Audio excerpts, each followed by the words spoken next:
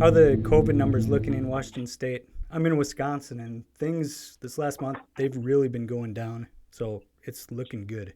But Yeah, here too. It's really come down a lot, and it's great. I mean, I think all of us are sick and tired of this. you know.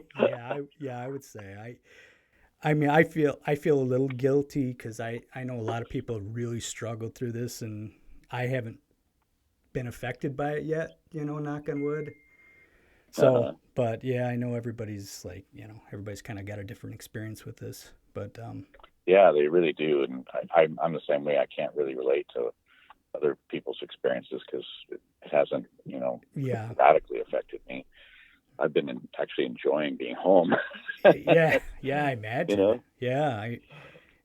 I was wondering how that time off, how did that affect the voice when you went to record the new Sweet Oblivion record? Did you notice any Absolutely. difference? Actually had to work out and get back up to performance level, Okay. because singing is a muscle. It's like an athletic event. Right. You're and so you have to keep at it and keep working at it, and you know you take a few months off or longer, and man, you really it sets you back. You got to get back up to speed again. But yeah, I did that. It was actually a kind of a cool thing recording that album because my wife and I rented a cottage in Ireland, and we just headed over there and set up house, and had a beautiful view of this valley, and sat in the house all summer making the record, and it was a cool vibe. It was very relaxing and creative area, and felt really good about it. And actually working with Aldo, the producer, he was in Italy and I was in Ireland, and some of the other musicians were in other countries as well. So we did it all over the internet, file Right. sharing, and like most people do nowadays. Yeah. And it worked out great. It was just a real easy project to be part of. You can't hear any of the rust from your voice on the album. I think your voice sounds really lively and powerful on this record. Really good. Really enjoyed this. I've listened to this many times, and it's just got those, it's got those really, it's hooky. It's got those huge, memorable choruses. It's got the memorable melody lines, and yeah, just a really good listen all the way through, I think. Oh, thank you. Glad you liked it. Yeah.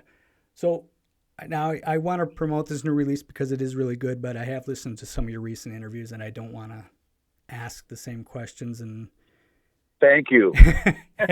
make you answer the same things 100 times again. So I'm going to try to skip through some of the process stuff and all that. And What I'm gonna do. What I'm gonna do next time. I'm gonna just create answers for all the potential questions, and then hand those out ahead of time, and yes, that'll weed out like 99% of the interviews I do.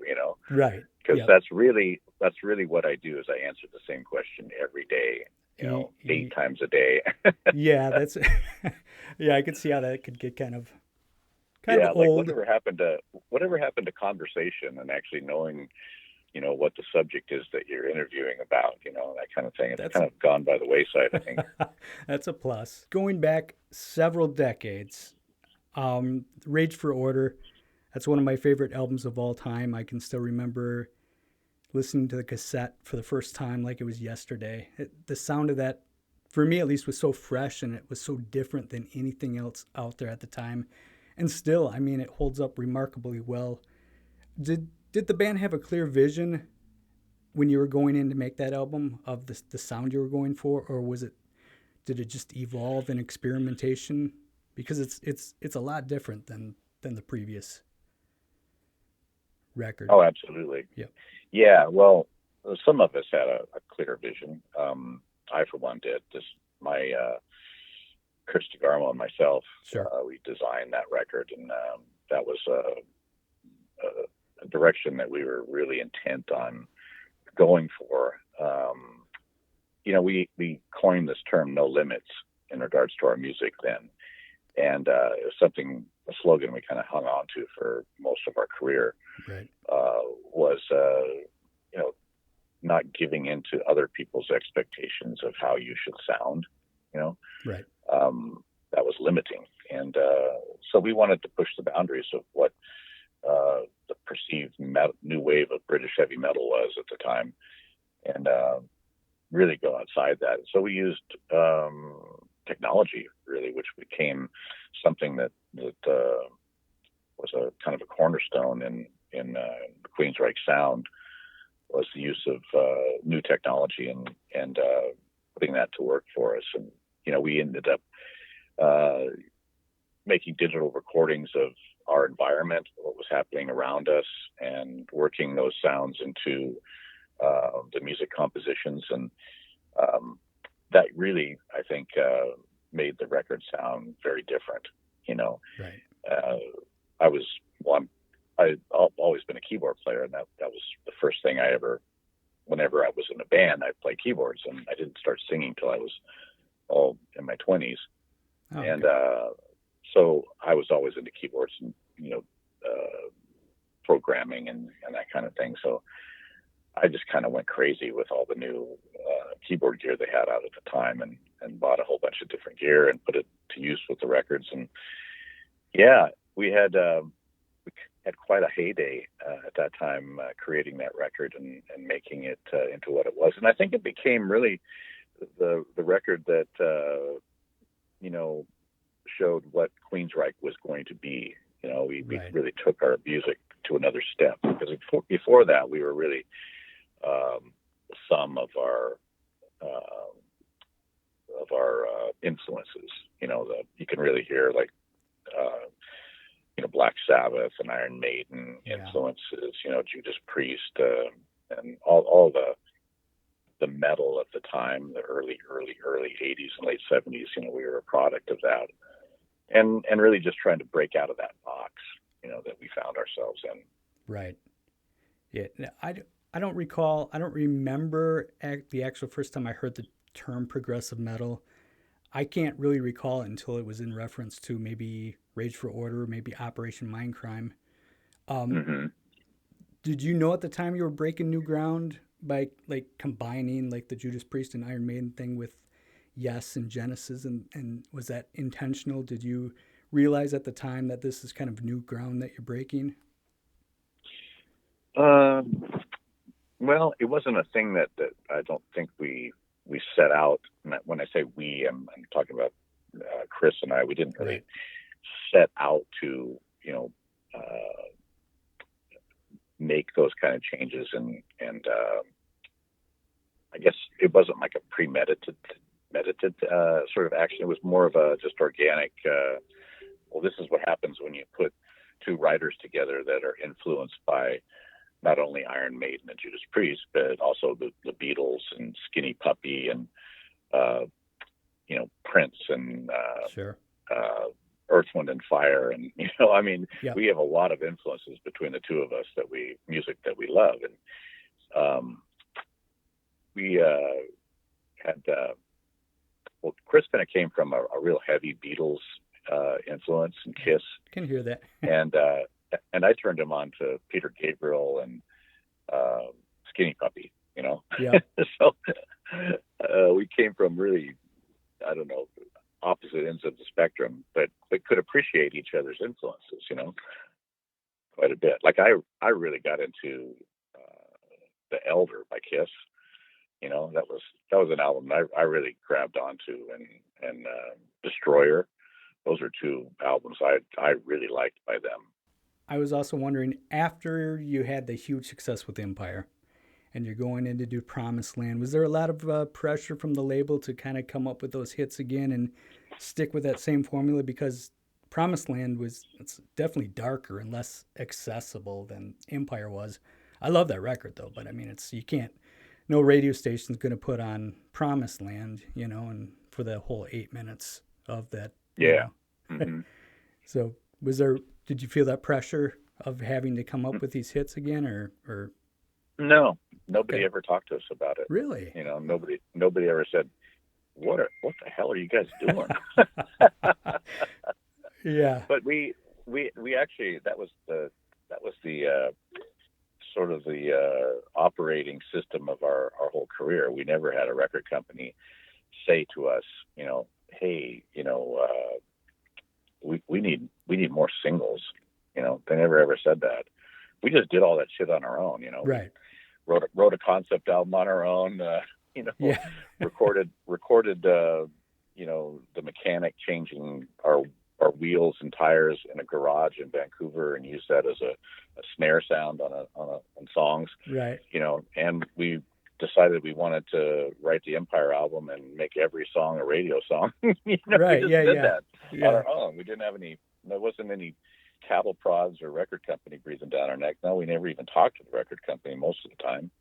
Okay. Wow. Okay. Yeah, because Promised Land has there's so much atmosphere going on in that record. I just love all the noises, the different instrumentation, and there's so many different things coming in that. That's. Yeah, well, that was a record that was really kind of a therapy session for the band, and I mean the whole band at that time, because after the Empire album and tour, we split off and didn't talk to each other or play music together for like 3.5 years. Yeah. And the idea was that, if we were going to be a band again, we needed to like spend some time together and kind of reconnect. And so the dream was to go to this remote island, build a studio, have everybody there, and live in this kind of communal environment and write music for like 6 months, Right. And we did everything except for have everybody live there. It ended up being me and Chris living there with James Barton, our producer engineer. Right. Just the three of us ended up primarily making that record, and the other guys, they came in and for a week, spent a week, doing drum tracks. Right. Came in a week doing bass tracks, and Michael spent like a week doing guitar overdubs, and then they were gone, and we never saw them again. Until the album was finished. Okay. And I and Chris sat up there in that island for like 6 months, and struggled making the record, and it was kind of a revealing, dark record about being in this place of kind of realization that just because you have all this success and financial success and fame, it doesn't mean that it's going to fix all the unhappiness in your Right. life or the dysfunction in your life. Yeah, and you can feel that. Oh yeah, every song is about that. Yeah, you can really feel that isolation just in the music. There's a real isolating feeling and almost a lonely feeling. Yeah, if you're depressed or needing some mental therapy, don't put that record on and be alone. Right. Yeah, I could see that. So now, other than Sweet Oblivion, what I know you have said before that you've got a bunch of songs that you're working on and have finished, and I know your guitarist Kieran. Am I saying that right, Kieran? Kieran. Yeah, Kieran. I know I've read some of his posts saying that he's writing with you. So kind of what any direction you're going in, anything different, anything new, kind of seeing and what are his influences as far as if he's writing with you, what is he trying to pull you in certain directions on a few songs too? Well, because nobody's stopping us. We Yeah. got really enthusiastic about doing a tribute to one of our favorite bands, Kaja Gugu. Okay. And well, that would I'm kidding. okay, I was going to say that would be really interesting. I'm like trying to picture that. Yeah, I wasn't expecting that. That would have been new. No, we're it's really just under wraps because Yeah. I hate talking about anything until it's Right. I'm ready to put it out. But Yep. I've got three projects in the works, and so I finished the Sweet Oblivion album back in August, I think, or September. So since then, I've just been going hard and heavy, working on other stuff, and got some really cool stuff in the pipeline here. And I'm just at a point where I don't quite know how I'm going to release all this stuff, or what kind of format or anything, Yeah. because everything's changed so much. A lot of people aren't putting out albums now; they're just putting out singles, and Right. That seems like a cool idea to do. Some people are doing like short little EPs of groups of songs. Right. Yeah. Yeah. So I don't know yet. I'm just kind of researching and seeing what's out there and what the possibilities are. Yeah. Yeah. Because last year I thought like Ishan, I don't know if you're familiar with his work. He put out 2 EPs just like 6 months apart, and they were complete opposites. But it was a really cool idea. Like together it makes a whole album, but they're each one is kind of its own thing. I don't know. Yeah. Mm-hmm. Yeah. So it's a lot of different ideas as far as what to do. Yeah, I don't. There's like a thing where people say sometimes, well, you're going to confuse your audience if you give them varied music that's disconnected from each other. People get confused, and I don't know if that's really true anymore. Right. Yeah. I think people that have followed what you're doing, for years and years, they're open to the changes that you go through and the subjects you're interested in writing about. Or a lot of people are just into experimentation, and they understand it. Right. Yeah. It's a different world. It's a different world nowadays, definitely. Yeah. Yeah. But yeah, I definitely think that's true though, as far as, especially if someone has followed your career the whole way through, they're not and they're still with you. They're not opposed to experimentation. You wouldn't. Yeah, think, they're probably usually pleasantly surprised. Yeah. If you haven't dropped off by now, you'd think you're in for the ride. Yeah, exactly. Yeah. So, all right, I'm not going to take up too much of your time. I was wondering, how did Chasing Blue Sky not make it on the record? One of my favorite songs. I love that song. It's simple, but it's beautiful. Yeah, it's a nice song. I played that one live quite a bit. Yeah, I've heard you do it live on several occasions. Why did that not make the album? Just didn't think you could fit it in with the. I think it probably just missed the cutoff time. Okay. For when we were actually finished with the record. We had enough songs to put on the record. Then back then it was a process of okay, well, you had to ship it off, and the record company needed 3 months of feed time and all this crap that they figured that was important to them, in order to put out a record, which today we don't even think about that stuff. Right. But then it was important, so there was a cutoff time, so anything that you came in with after that had to be put on the next release or saved for the next opportunity. Okay, so it kind of just fell in between, maybe. Okay. Yeah, just missed the cutoff date. Gotcha. Okay, and then the shelf life, but back then it was shorter. Yeah, absolutely. Now, I guess the last question: you put out a ton of great music over your career. Are you like completely satisfied at this point, or is there some like nagging, burning artistic statement kind of in the back of your mind, be it a sound, a style, direction, an idea that you just haven't been able to quite find yet, quite put your finger on and get out yet? Or were you really... Oh, yeah. Okay. Wait till you hear what's coming out next. This is somebody who doesn't have any restraints. So get ready. Yeah, that's what I'm looking forward to. That's why I really enjoyed the Operation Mindcrime trilogy, especially once you got past that third one. Really cool stuff. Just out there, but highly enjoyable. So yeah, this next project is more relatable, I think, than the last OMC project. Okay. But it's extreme in its own way that I think people will understand.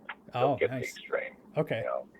Well, it's more like Sweet Oblivion sound, but times 10. Wow. Okay. Technologically, I guess. Oh, wow. I'm really interested now in hearing what that is. I have this underlying goal in my life, and I want to make, because I've been so frustrated all through my career making albums, I want to have an album that is the best sounding album I've ever done. Sounding.